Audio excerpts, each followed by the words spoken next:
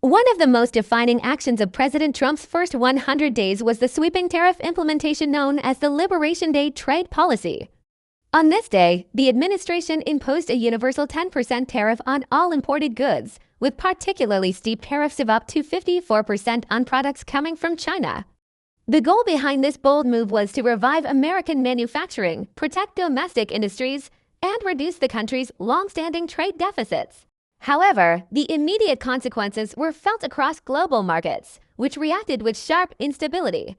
Economists and world leaders quickly raised concerns, warning that these aggressive tariffs could spark a major international trade war with long-term repercussions for businesses, consumers, and economic growth worldwide.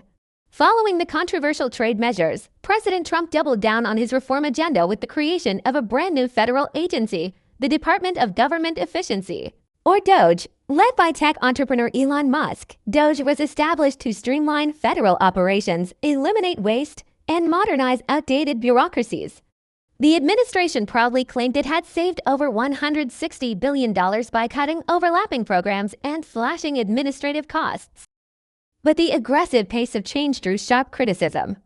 Many argued that essential public services were disrupted and that the downsizing was rushed, poorly coordinated, and demoralizing to career civil servants. For some, DOGE became a symbol of bold innovation. For others, a warning about the risks of unchecked executive power. Building on his promise to put America first, President Trump also launched an aggressive overhaul of immigration policy. This included mass deportations, sweeping visa restrictions, and a controversial move to eliminate birthright citizenship, a fundamental principle enshrined in the Constitution.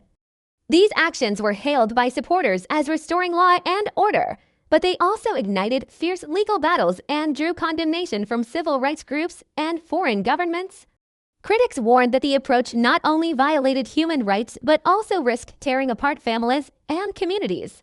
On his first day back in office, President Trump signed Executive Order 14,162, officially withdrawing the United States from the Paris Climate Agreement and other international environmental commitments. The decision was framed as an economic strategy, a push to protect American energy jobs and reclaim national sovereignty from what the administration viewed as costly, ineffective global pacts. But the reaction worldwide was swift and severe. Environmentalists called it a devastating blow to climate cooperation, and foreign leaders voiced alarm at the U.S. retreating from its leadership role in tackling one of the planet's greatest challenges. The president's assertive use of executive power extended beyond policy into the justice system itself. One of his most controversial decisions came with a sweeping wave of pardons for over 1,500 individuals convicted in connection with the January 6th Capitol riot. Framing them as patriots who had suffered political persecution, President Trump defended the move as a necessary correction to what he called a weaponized justice system. But the response was explosive. Legal experts, political leaders, and much of the public condemned the mass clemency as a direct challenge to the rule of law, a move that not only undermined the credibility of the courts, but also risked normalizing political violence. As part of his broader effort to reshape the federal government, President Trump also took aim at diversity, equity, and inclusion, or DEI programs. Through a series of executive orders, he banned all DEI-related initiatives across federal agencies, labeling them divisive, ideological, and contrary to American values.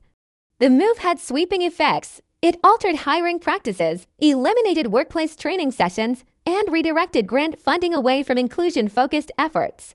While supporters viewed it as a restoration of merit-based governance, the backlash was immediate and intense. Civil rights advocates and many corporate leaders argued the decision rolled back decades of progress and reopened deep wounds in the national conversation on race, equity, and opportunity.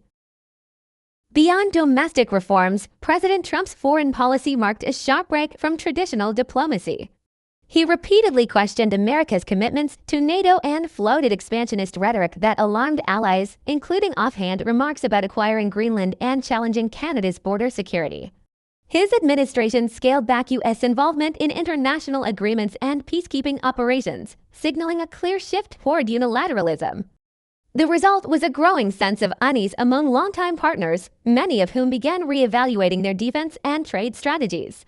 As America stepped back from its global leadership role, others rushed to fill the vacuum, leaving behind a world order that felt increasingly unstable.